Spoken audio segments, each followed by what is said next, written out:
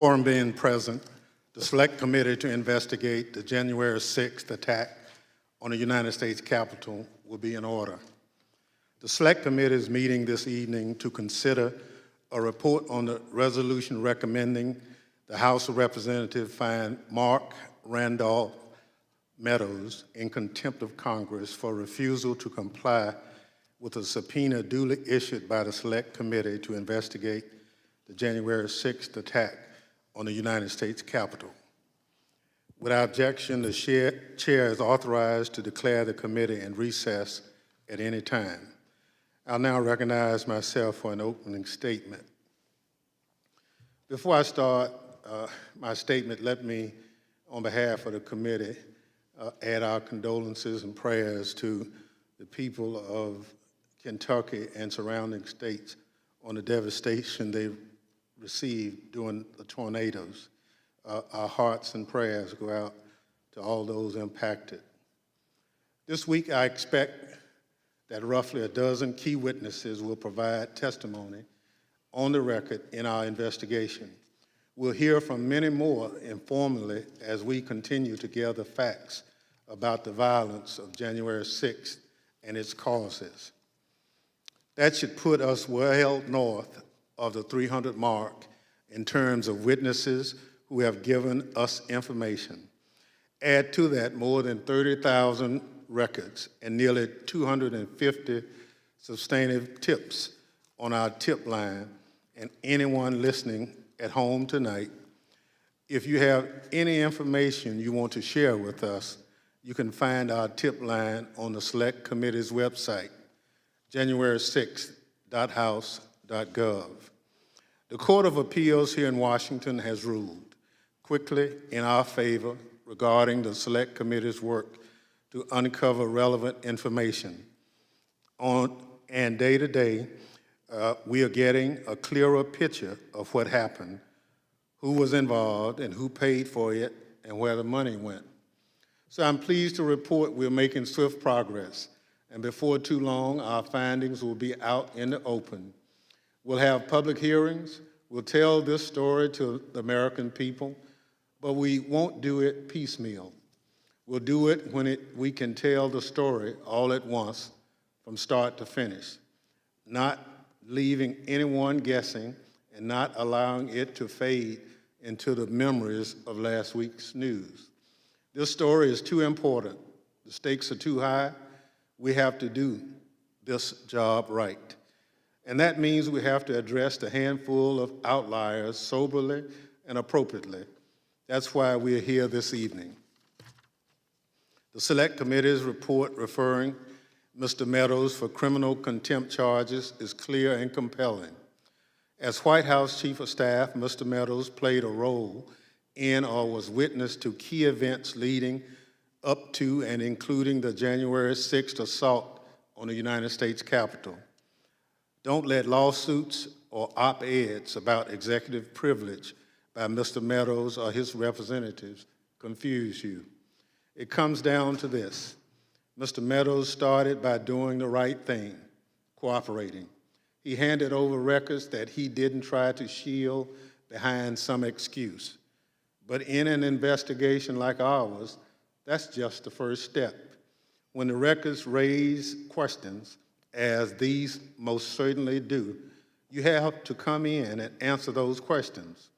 And when it's time for him to follow the law, come in and testify on those questions. He changed his mind and told us to pound sand. He didn't even show up. Now, this happened the same day his book was published, the same book that goes into detail about matters the Select Committee is reviewing. It also details conversations he had with President Trump and others, conversations we want to hear more about. He had also appeared on national television discussing the events of January 6th. He has no creditable excuse for stonewalling the Select Committee's investigation. We did receive another letter today from Mr. Meadows' attorney asking that we not hold his client in criminal contempt. Without objection, that letter will be made part of the record. A small group of people have gotten a lot of attention because of their defiance, but many others have taken a different path and provided important information about January 6th and the context in which the riot occurred. Anyone who wants to cooperate with our investigation can do so. Nearly everyone has. Our democracy was inches from ruin. Our system of government was stretched to the breaking point. Members and staff were terrorized. Police officers fought hand to hand for hours. People lost their lives. The Select Committee recently toured the Capitol and saw firsthand what our brave Capitol Police had to endure and heard them say, had it not been for the Metropolitan Police's timely arrival, the rioters would have succeeded. God only knows what the outcome would have been if that had occurred. We want to figure out why and share that information with the American people. And either you're on the side of helping us figure out why, or you are trying to stop us from getting those answers. You can parade out whatever argument you want, but really, that's all there is to it. In real life, there aren't a lot of bright line moments. This is one of them. And if you're listening at home, Mr. Meadows, Mr. Bannon, Mr. Clark, I want you to know this. History will be written about these times, about the work this committee has undertaken, and history will not look upon any of you as martyrs. History will not look upon you as a victim. History will not dwell on your long list of privileged claims or your legal sleight of hand. History will record that in a critical moment in our democracy, most people were on the side of finding the truth, of providing accountability, of strengthening our system for future generations. And history will also record in this critical moment that some people were not, that some people hid behind excuses, went to great lengths to avoid answering questions and explaining what they had done and what they knew. I predict that history won't be kind to those people. What's especially jarring about the referral we are considering tonight is that Mr. Meadows was a member of this body for more than 7 years. He was a leading voice in certain corners, even briefly the ranking member of the Oversight and Reform Committee. It's not hard to locate records of his time in the House and find a Mr. Meadows full of indignation because at the time, a prior administration wasn't cooperating with the congressional investigation to his satisfaction. Whatever legacy he thought he left in the House, this is his legacy now. His former colleagues singing him out for criminal prosecution because he wouldn't answer questions about what he knows about a brutal attack on our democracy. That's his legacy. But he hasn't left us any choice. Mr. Meadows put himself in this situation, and he must now accept the consequences. So I will support the Select Committee's adoption of this report, recommending the House cite Mark Randall Meadows for contempt of Congress and refer him to the Department of Justice for prosecution. I'll now yield to a distinguished leader of the Select Committee, Ms. Cheney of Wyoming, for any opening remarks she care to make. Thank you very much, Mr. Chairman. We are here to address a very serious matter, contempt of Congress by a former chief of staff to a former president of the United States. We do not do this lightly, and indeed, we had hoped not to take this step at all. For weeks, as the chairman noted, we worked with Mr. Meadows' counsel to reach an agreement on cooperation. But shortly before his scheduled deposition, Mr. Meadows walked away from his commitment to appear and informed us he would no longer cooperate. We believe Mr. Meadows is improperly asserting executive and other privileges, but this vote on contempt today relates principally to Mr. Meadows' refusal to testify about text messages and other communications that he admits are not privileged. He has not claimed and does not have any privileged basis to refuse entirely to testify regarding these topics. Let me give just 3 examples. First, President Trump's failure to stop the violence. On January 6th, our Capitol building was attacked and invaded. The mob was summoned to Washington by President Trump, and as many of those involved have admitted on videotape, in social media, and in federal district court, they were provoked to violence by President Trump's false claims that the election was stolen. The violence was evident to all. It was covered in real time by almost every news channel. But for 187 minutes, President Trump refused to act. When action by our president was required, essential, and indeed compelled by his oath to our Constitution.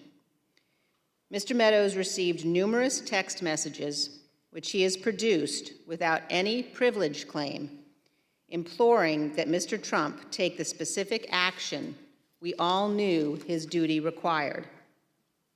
These text messages leave no doubt the White House knew exactly what was happening here at the Capitol. Members of Congress, the press, and others wrote to Mark Meadows as the attack was underway. One text Mr. Meadows received said, quote, "We are under siege here at the Capitol." Another, quote, "They have breached the Capitol." In a third, Mark, "Protesters are literally storming the Capitol, breaking windows on doors, rushing in. Is Trump going to say something?"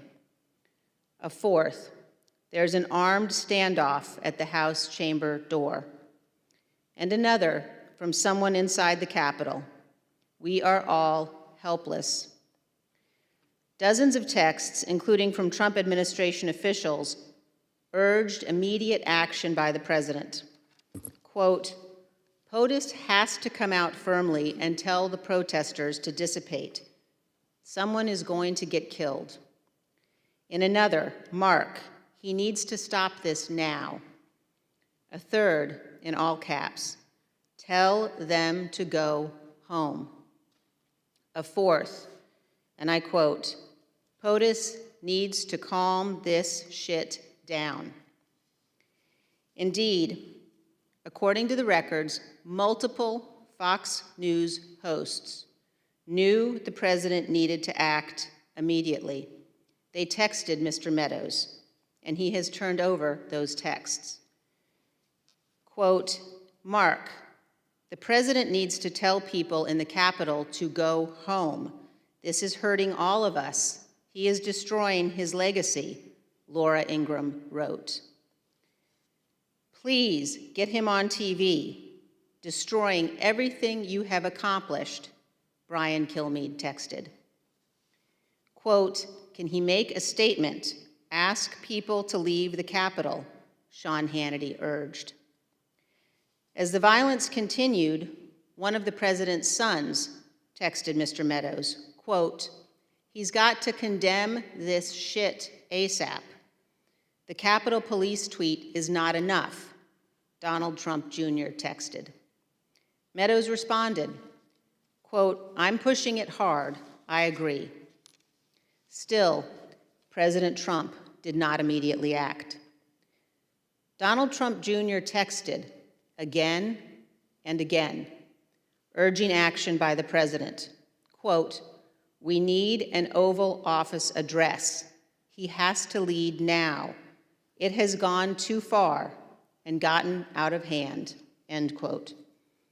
But hours passed without necessary action by the president. These non-privileged texts are further evidence of President Trump's supreme dereliction of duty during those 187 minutes. And Mr. Meadows' testimony will bear on another key question before this committee. Did Donald Trump, through action or inaction, corruptly seek to obstruct or impede Congress's official proceedings to count electoral votes? Mark Meadows' testimony is necessary to inform our legislative judgments. Yet he has refused to give any testimony at all, even regarding non-privileged topics. He is in contempt of Congress. Mr. Meadows also has knowledge regarding President Trump's efforts to persuade state officials to alter their official election results. In Georgia, for instance, Mr. Meadows participated on a phone call between President Trump and Georgia Secretary of State Raffensperger. Meadows was on the phone when President Trump asked the Secretary of State to, quote, find 11,780 votes to change the result of the presidential election in Georgia. We know from the texts Mr. Meadows has turned over that at the time of that call, he appears to have been texting other participants on the call. Again, Mr. Meadows has no conceivable privilege basis to refuse to testify on this topic. He is in contempt of Congress. Third, in the weeks before January 6th, President Trump's appointees at the Justice Department informed him repeatedly that the president's claims of election fraud were not supported by the evidence and that the election was not, in fact, stolen. President Trump intended to appoint Jeffrey Clark as Attorney General, in part so that Mr. Clark could alter the Department of Justice's conclusions regarding the election. Mr. Clark has informed this committee that he anticipates potential criminal prosecution related to these matters and intends in upcoming testimony to invoke his Fifth Amendment privilege against self-incrimination. As Mr. Meadows' non-privileged texts reveal, Meadows communicated multiple times with a member of Congress who was working with Mr. Clark. Mr. Meadows has no basis to refuse to testify regarding those communications. He is in contempt. January 6th was without precedent. There has been no stronger case in our nation's history for a congressional investigation into the actions of a former president. This investigation is not like other congressional inquiries. Our Constitution, the structure of our institutions, and the rule of law, which are at the heart of what makes America great, are at stake. We cannot be satisfied with incomplete answers or half-truths, and we cannot surrender to President Trump's efforts to hide what happened. We will be persistent, professional, and nonpartisan, and we will get to the objective truth to ensure that January 6th never happens again. I yield back. Gentlelady yields back. Pursuant to notice, I now call up the report on a resolution recommending that the House of Representatives find Mark Randall Meadows in contempt of Congress for refusal to comply with a subpoena duly issued by the Select Committee to investigate the January 6th attack on the United States Capitol. The report was circulated in advance and printed copies are available. The clerk shall designate the report. Report on a resolution recommending that the House of Representatives find Mark Randall Meadows in contempt of Congress for refusal to comply with the subpoena duly issued by the Select Committee to investigate the January 6th attack on the United States Capitol. Without objection, the report will be considered as read and open to amendment at any point. The chair recognizes the gentlewoman from California, Ms. Lofgren. Thank you, Mr. Chairman. Like all of us on this committee, I knew and served with Mark Meadows when he was in the House. We got along reasonably well when he was here, although we certainly didn't agree on many policy matters. I wished him well when he left Congress to go serve as the Chief of Staff to then President Donald Trump in 2020. But it's shocking that we now have to face the fact that Mr. Meadows admits he played both an official and unofficial role in trying to undermine the results of the 2020 presidential election. This committee's job is to find out about that plot, the plot which led up to the events on January 6th, and to propose legislative changes to prevent something like that from ever happening again. Now, it's been reported that during the lead-up to January 6th, the White House was directing the Department of Justice to investigate outrageous, really crazy conspiracy theories to try and seed doubt about the election and as a predicate for the overturning of the election and the replacement of electors. This was to benefit Mr. Trump's effort to overturn the election. We need to talk to Mark Meadows about that. As the vice chair has mentioned, Mr. Meadows made a surprise visit to the state-run audit in Georgia, which preceded the infamous call that she recited, where the then president asked the Secretary of State to go find votes. We need to talk to Mark Meadows about that. Mr. Meadows interacted with a lot of people, allegedly including some of our own colleagues, on the day of the violent attack, and we've learned that many of those interactions took place on a personal cell phone device, so we need to ask Mark Meadows about that. Mr. Meadows himself has acknowledged that he has responsive and non-privileged documents and communications. He sent some of them to us. He filed others in court. It certainly appears that Mr. Meadows played a key role in events that culminated in the violent attack on the Capitol and on our democracy. He has important information about those events, and he must follow the law and cooperate with this committee's lawful requests or face the consequences. And that's why, much as we might personally like Mr. Meadows, we have to take this action today because no one is above the law. Thank you, Mr. Chairman. Gentlelady yields back. Chair recognizes the gentleman from Illinois, Mr. Kingsinger. Thank you, Mr. Chairman. This is a near unique moment in history as we vote on whether to hold a former colleague in contempt of Congress. The last time that happened was 1832. Mark Meadows has committed a crime, in this case, a premeditated one. He thought carefully about his actions and actively chose to stonewall, which you can clearly see in his back and forth with the Select Committee.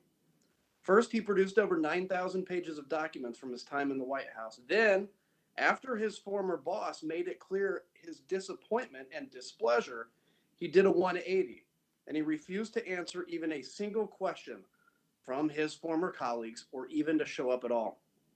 This constitutes legal contempt, but also personal contempt. Mark Meadows' actions demonstrate his contempt for Congress, for the Select Committee, for his former colleagues, and for the integrity of the democratic process. He has clearly rejected this committee's investigation, so now it's time to see whether the Department of Justice can be more persuasive. No one is above the law, not even a former president's chief of staff. In a nation of laws, you cannot have it both ways. He can't decline to tell his story to Congress and on the very same day, publish part of that story in a book to line his pockets. He can't decline to answer any questions on the many non-privileged documents he produced to us. He can't unspeak what he has said and call it privileged after the fact. It is perfectly conceivable that portions of what a president's chief of staff knows is subject to a presidential privilege, shielding it from disclosure. But it is also true that not everything he knew or did during that period is privileged. Mark Meadows knows that. It's why he sent us the documents he did and what made his book possible. That's why the law required him to show up for his deposition and to specify in response to each question what the answer was and whether or not that answer, in fact, was privileged from disclosure. His refusal to comply with the direction of Congress, stated plainly on the face of the Select Committee's subpoena, is a display of his contempt for Congress, which now forces us to sadly have to take this action. Thank you, Mr. Chairman, and I yield back. Gentleman yields back. Chair recognizes the gentleman from California, Mr. Schiff. Thank you, Mr. Chairman. I want to pick up where Mr. Kinzinger left off. 9,000 pages of records. That is what Mr. Meadows has turned over, records over which Mr. Meadows himself has asserted no claim of privilege, none. These include thousands of text messages spanning the months before Election Day, between Election Day and the end of the former president's term in office. Of these documents, I'm particularly struck by messages that come from lawmakers who were sending them to Mr. Meadows in the days around January 6th, a time period he's now saying he won't discuss with the committee. I want to display just a few of the messages he received from people in Congress. The committee is not naming these lawmakers at this time as our investigation is ongoing. If we could cue the first graphic. This one reads, on January 6, 2021, Vice President Mike Pence, as President of the Senate, should call out all electoral votes that he believes are unconstitutional as no electoral votes at all. You can see why this is so critical to ask Mr. Meadows about a lawmaker suggesting that the former vice president simply throw out votes that he unilaterally deems unconstitutional in order to overturn a presidential election and subvert the will of the American people. Here's another from January 6th as the riot was ongoing. And if we could cue the second graphic. The president needs to stop this ASAP. On the 6th, Mr. Meadows received dozens upon dozens of panic messages like this one from lawmakers and others trapped on Capitol Hill, from people watching at home begging that the White House, that the President of the United States do something to stop the violence. How did Meadows react to these cries for help? Whom did he tell? What did he do? And critically, what did the President of the United States do, and what did he fail to do? Mr. Meadows doesn't think he should have to answer those questions. He wants the American people to be left in the dark. Here's the last message I want to highlight, again from a lawmaker in the aftermath of January 6th. If we could cue graphic number 3. Yesterday was a terrible day. We tried everything we could in our objection to the 6 states. I'm sorry, nothing worked. The day after a failed attempt to stop the peaceful transfer of power through violence, an elected lawmaker tells the White House Chief of Staff, I'm sorry, nothing worked. That is chilling. We would like to ask Mr. Meadows what he thought about that. Mr. Meadows' behavior and his refusal to do his moral duty shows why we need stronger tools to enforce congressional subpoenas. It's an issue I've worked on for years. But in the absence of those changes, we will use the tools that we have. And I expect the Justice Department to move as swiftly in dealing with Mr. Meadows as it did with Mr. Bannon, and prosecute him for violating the law and his duty as a citizen. I support advancing this contempt referral, Mr. Chairman, and I yield back. Gentleman yields back. The chair recognizes the gentleman from California, Mr. Aguilar. Thank you, Mr. Chairman. Last Tuesday, December 7th, the Select Committee received a letter from Mr. Meadows' lawyer telling us that his client's appearance for the deposition had become, and I'm quoting, untenable. Something else happened last Tuesday. The chief's chief hit the bookstores. Mr. Meadows' memoir. Remember, this is a witness who's refusing to comply with the law and answer our questions, in part because, he says, the former president has instructed him to do so.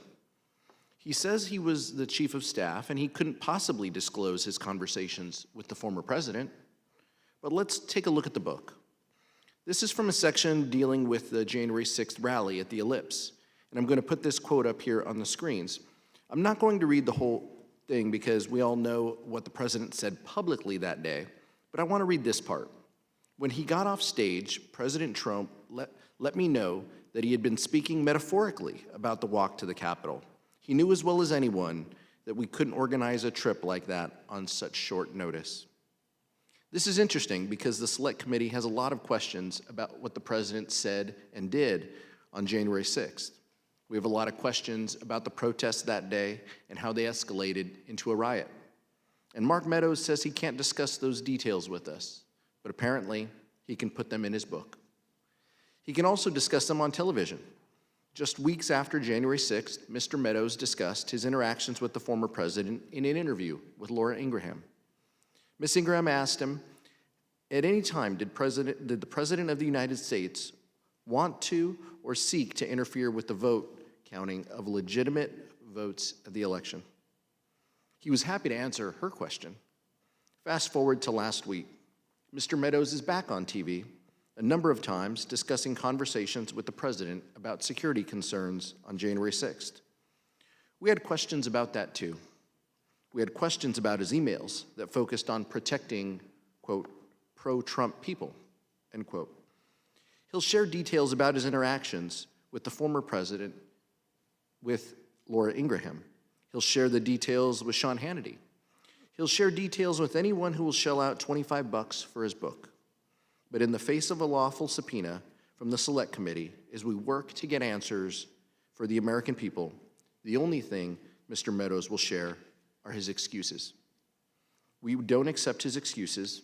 He must be held accountable. Thank you, Mr. Chairman. I yield back. Chair yields back. Chair recognizes the gentlewoman from Florida, Mrs. Murphy. Thank you, Mr. Chairman. In a few moments, I will vote to recommend that the House find former White House Chief of Staff Mark Meadows in contempt of Congress for failing to comply with our committee's subpoena for documents and testimony related to the January 6 attack. Mr. Meadows was a central participant in the events that culminated in this assault on our Capitol, our country, and our core democratic values. To create the most accurate account of what occurred, why it occurred, and what specific steps we can take to prevent it from occurring again, our committee needs to hear from Mr. Meadows. The Supreme Court once observed that a subpoena is not a, quote, an invitation to a game of hare and hounds in which the witness must testify only if cornered at the end of the chase. Yet, as detailed in the underlying report, it is clear to any reasonable observer that Mr. Meadows has treated this committee's request for relevant information as if it were a game. To read the record of how Mr. Meadows has responded to our subpoena issued in late September is to come away exhausted, exasperated, and just enraged. Any regular citizen who flouted a congressional or court subpoena like Mr. Meadows would have faced serious legal challenges, consequences, and rightly so. This is not a witness who has acted in good faith, generally willing to tell his side of the story while declining to disclose certain information based on clear and colorable assertion of legal privilege. To the contrary, Mr. Meadows initially delayed, resisted, and made unreasonable legal arguments, failed to produce documents in a timely fashion, and refused to appear for a scheduled deposition. Then he had an apparent change of heart and pledged his cooperation, leading to the production of about 9,000 emails and text messages. And then he reversed course yet again, categorically refusing to be deposed about what those documents reveal. In summary, Mr. Meadows' tactics have wasted the committee's time and taxpayer-funded resources. He's left us with incomplete and inadequate information about what he did and what he knows, and hindered our effort to find the truth. It bears emphasis that the documents Mr. Meadows ultimately turned over raise as many questions as they answer. For example, the documents confirm that Mr. Meadows used personal Gmail accounts and a personal cell phone to conduct official business and to send communications related to January 6th, and that he also used Signal, the private messenger application. Had Mr. Meadows been deposed under oath, the committee would have asked him about his handling of official government records, a topic that is not subject to any conceivable legal privilege. This is a critical line of inquiry because we need to know if Mr. Meadows did not properly preserve all of his official emails, texts, and messages and provide them to the National Archives as required by law. After all, our committee has requested, and will hopefully soon receive, a wide range of Trump administration records from the National Archives. We need to know whether the universe of records in the archive's possession is complete and comprehensive. Understanding Mr. Meadows' compliance with federal record-keeping laws will help ensure that our committee ultimately receives all of the relevant documents we are entitled to review as part of our fact-finding mission. As a result of his actions and inactions, Mr. Meadows is clearly in contempt of Congress and should be referred to the Department of Justice for criminal prosecution. I yield back.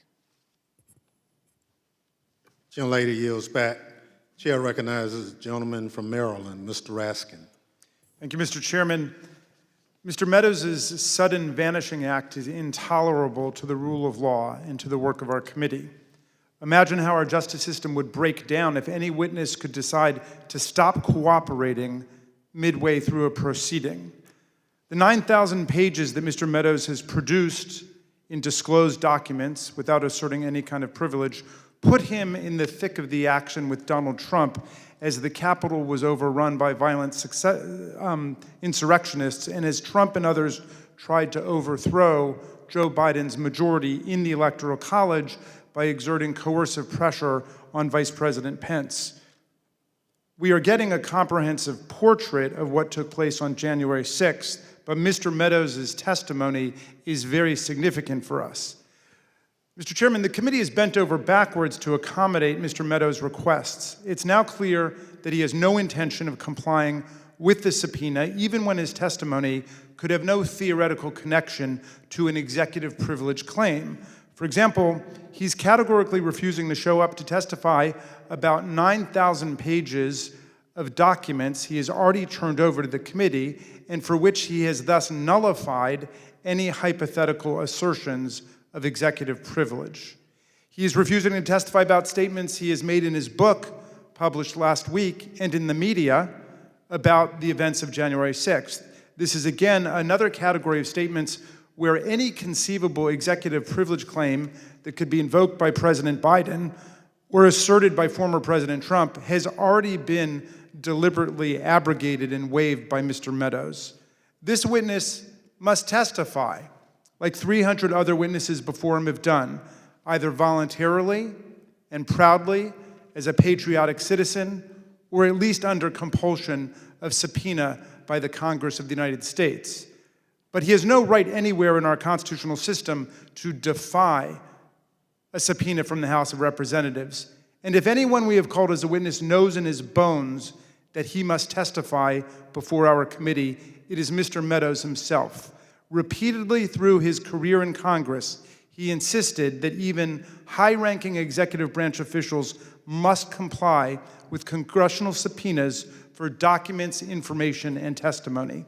In the last administration, multiple times Mr. Meadows found high-ranking officials hiding information from Congress, withholding relevant documents, or, quote, even outright ignoring congressional subpoenas.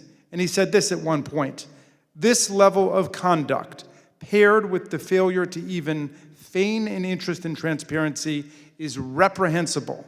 And whether you're a Republican or a Democrat, this kind of obstruction is wrong, period." For 9 months, we've warned them consequences were coming, and for 9 months, we've heard the same excuses backed up by the same unacceptable conduct. Time is up, and the consequences are here, unquote. A subpoenaed witness cannot thwart Article I congressional power and process simply by filing an Article III lawsuit. The Meadows lawsuit against individual members of this committee is extremely dubious in light of the speech and debate clause and other major constitutional roadblocks, and its substantive allegations are clearly frivolous, such as his central absurd claim that Congress has no legitimate purpose in investigating and reporting on a violent attack on our Capitol, our presidential election, and the peaceful transfer of power. If we have no legitimate legislative purpose in investigating a violent insurrection against our own government, well, then we simply have no legitimate legislative purposes at all. If this investigation is not necessary and proper to everything else we are doing in Congress, then the Constitution has been hollowed out by official lawlessness and a shocking collapse in critical thinking skills. Meadows' last-minute suit is plainly a tactic to delay and obstruct our investigation, and it need not detain us any longer, Mr. Chairman. We have received overwhelming cooperation and participation from Americans who can help us piece together this shocking sequence of events, and we have a duty to collect all of the evidence we need to report back to Congress and to the American people on a matter of the utmost gravity and importance to the future of American democracy. I favor this resolution to proceed with criminal contempt, and I yield back to you, Mr. Chairman. Gentleman yields back. Chair recognizes the gentlewoman from Virginia, Ms. Luria. Thank you, Mr. Chair, Madam Vice Chair, and my fellow committee members. As many of us have echoed this evening, we do not take this vote lightly. But this committee and this Congress is left with no other alternative when, in the midst of an investigation of this magnitude, we are stonewalled at every turn by those who played a central role in the planning and execution of the January 6th attack. We have a detailed picture of the attack and the events leading up to it. Our committee's heard from almost 300 people. We've received more than 30,000 pages of documents, and we continue to follow up every day on the more than 250 tips received through our tip line. Let's be very clear about Mr. Meadows' role and why his testimony is so important. In the course of our investigation, we've heard from individuals involved in the planning of the rallies that immediately preceded the violent attack on the Capitol. And we know some of those people were in direct contact with Mr. Meadows. We want to ask him about that. We've heard from former White House staffers who are helping us understand what was going on in the White House in the time leading up to January 6th. Mr. Meadows was the chief of staff in the White House, so we want to ask him about that. We've heard from officials at the Justice Department who are on the receiving end of instructions to amplify unsupported claims about the outcome of the election.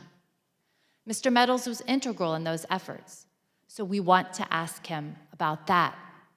We've heard from state-level officials about the pressure campaigns and the relentless public attacks on democracy in Arizona, Michigan, and Georgia. But Mr. Meadows actually went to Georgia in connection with the recount effort. The committee and the American people must hear from him about that. We are investigating an attempt, as one rioter put it, to overthrow the government. The fate of our republic has never faced a threat as acute and as imminent as we face today, and that we are looking into through this investigation. The extent of this effort reached the highest levels of our government, and it runs right through Mr. Meadows. Anything less than his full cooperation further enables the erosion of our Constitution, our democratic institutions, and the rule of law. I join my colleagues in urging an aye vote on this resolution, and I yield back. Gentlelady yields back. If there's no further debate, I now recognize the gentlewoman from Wyoming, Ms. Cheney, for a motion. Mr. Chairman, I move that the committee favorably report to the House the committee's report on a resolution recommending that the House of Representatives find Mark Randall Meadows in contempt of Congress for refusal to comply with a subpoena duly issued by the Select Committee to investigate the January 6th attack on the United States Capitol. The question is on the motion to favorably report to the House. Those in favor say aye. Aye. Those opposed say no. In opinion of the chairs, the ayes have it. Mr. Chairman, I request a recorded vote. A recorded vote is requested. The clerk will call the roll. Ms. Cheney? Aye. Ms. Cheney, aye. Ms. Lofgren? Aye. Ms. Lofgren, aye. Mr. Schiff? Aye. Mr. Schiff, aye. Mr. Aguilar? Aye. Mr. Aguilar, aye. Mrs. Murphy? Aye. Mrs. Murphy, aye. Mr. Raskin? Aye. Mr. Raskin, aye. Mrs. Luria? Aye. Mrs. Luria, aye. Mr. Kinzinger? Kinzinger, aye. Mr. Kinzinger, aye. How is the chair recorded? Mr. Chairman, you are not recorded. I vote aye. Mr. Chairman, aye. The clerk will report the vote. Mr. Chairman, on this vote, there are 9 ayes and 0 noes. The motion is agreed to. The Vice Chair is recognized. Mr. Chairman, pursuant to Clause 2L of Rule 11, I request that members have 2 calendar days in which to file with the clerk of the committee supplemental or additional views on the measure ordered reported by the committee tonight. So ordered. Without objection, staff is authorized to make any necessary technical or conforming changes to the report to reflect the actions of the committee. There being no further business, without objection, the Select Committee stands adjourned.